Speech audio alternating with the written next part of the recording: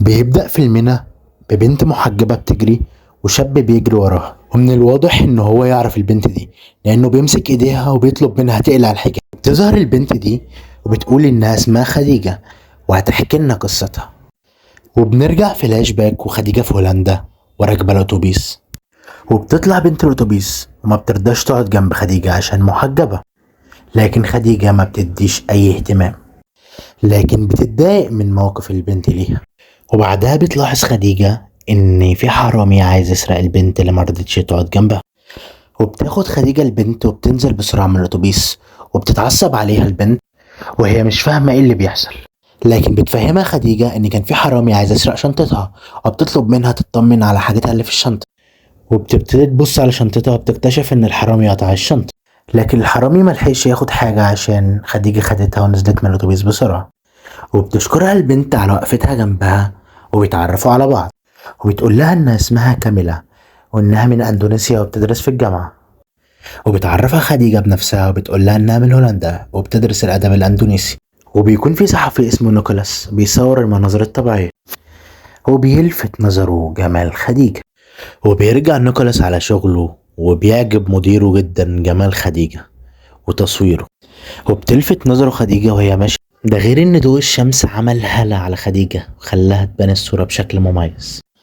وبيقول لي نيكولاس ان دي هتكون صورة المقال الاسبوعي للمجلة، لكن نيكولاس بيرد عليه بيقول ان هو ما يعرفش صاحبة الصورة دي، ان هو صورها صدفة. بيقول له ان دي مشكلتك انت، اتصرف.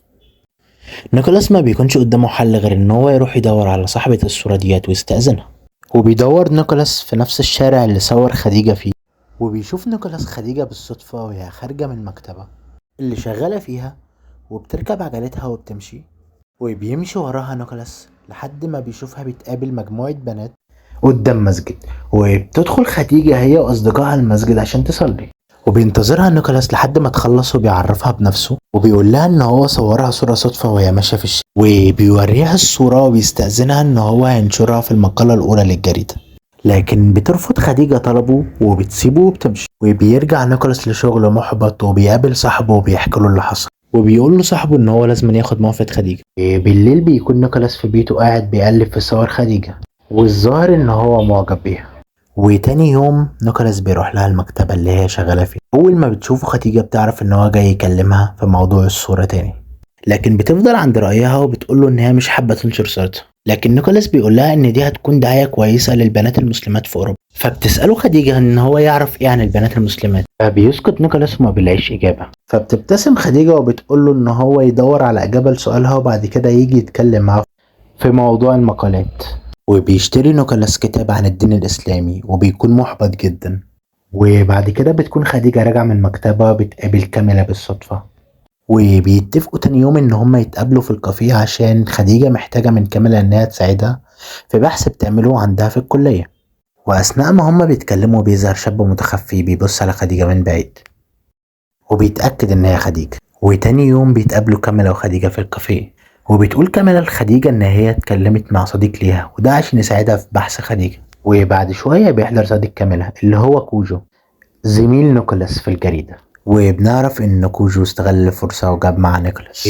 بمجرد ما كاميلا بتشوف نيكولاس بتفكره بان هو صلح لها العجلة قبل كده، بيفتكرها نيكولاس وبيرحب بيها، وبيمد ايده كوجو عشان يرحب بيها، لكن هي بترحب بيه بكل ادب وبتعتذر له ان هي مش هتقدر تسلم عليه. وبيعجب كوجو برد فعل خديجة وبيعرف ان هو بتحافظ على تقاليد الدين الاسلامي. وبيساعد نيكولاس وكاميلا خديجة في مشروعها البحثي عن المسرح المعاصر. وبعد كده كاميلا بترجع البيت وبتلاقي امها بعتلها حجاب ومعاها رسالة مكتوب فيها ان هي لازم تلتزم بالصلاة، لكن كاميلا بتتجاهل الرسالة تماما. وبعد كده نيكولاس وكاميلا بيتقابلوا عشان يختاروا الصور اللي هتكون في معرض خديجة. اثناء ما هما بيتكلموا بيسأل نيكولاس كاميلا عن خديجة، فبتقول له كاميلا ان هي ما تعرفش عنها حاجات كتير. بتساله كاميلا انت ليه مهتم بخديجه وبتسال عنها، يقول لها ان هو مستغرب ان هي وخديجه مسلمين، وان خديجه ملتزمه زي بنات المسلمين، وان هي متحرره زي بنات اوروبا.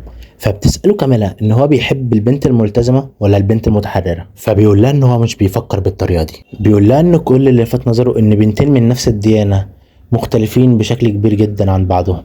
وبالليل ام كاميلا بتتصل بيها وبتفكرها انها تصلي الفجر، لكن كاميلا بتتجاهل كلام امها وبتكمل نوم. وتاني يوم خديجة بتعزم كاميلا ونيكولاس وكوجو في بيتها لأن هم ساعدوها في البحث بتاعها، وبيكون معاهم واحدة اسمها فاطمة صديقة خديجة.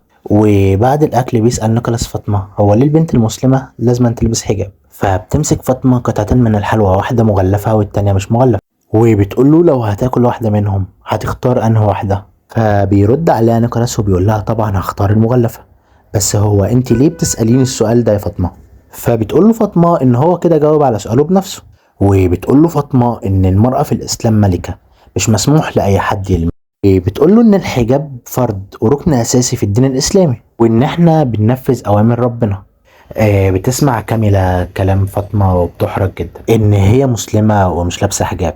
بتوجه فاطمة كلامها لكاملة وبتقول لها ان شاء الله ترتدي الحجاب في اقرب وقت. بيرجع نيكولاس البيت وبيقرا في كتاب للدين الاسلامي لحد ما ينام. وتاني يوم بنشوف خديجة رايحة شغلها، وبيظهر الشاب اللي كان بيراقبها قبل كده، وبنعرف ان هو اسمه نيلز. وبنعرف ان نيلز كان حبيب خديجة قبل ما تخش في الدين الاسلامي. وبيسألها نيلز هي ليه عملت كده في نفسها. بيقول لها ان بقى شكلها وحش جدا بالحجاب، وان قبل الحجاب كانت جميلة جدا. خديجة بتسيبه وبتمشي، فبيمشي وراها وبيتخانق معاها وبيقلعها الحجاب. وبيظهر نيكولاس وبيضرب نيلز وبياخد منه الحجاب وبيرجعه لخديجة تاني. وسط انهيار لخديجة بيقول نيلز لنيكولاس ان البنت دي كانت حبيبته، وان هو معاه فيديوهات ليهم مع بعض وهو في شقته. بيسيبوا نيكولاس وبيوصل خديجة لحد بيتها. ودي بتكون نهاية الجزء الأول من فيلمنا.